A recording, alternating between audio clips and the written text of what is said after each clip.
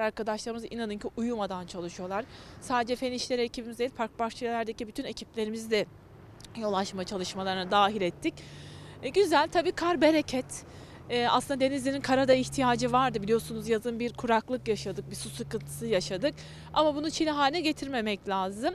O anlamda da biz Merkez Efendi hemşehrilerimizin bu işi hem keyifli bir şekilde geçirmeleri hem de sıkıntı yaşamamaları için var gücümüzle çalışıyoruz. Gece gündüz çalışıyoruz. Başta ana arterler olmak üzere oradan başlayarak yol açma çalışmalarımıza zaman içinde de ilerleyen saatlerde ara bölgelere girerek yollarımızın hepsini açacağız.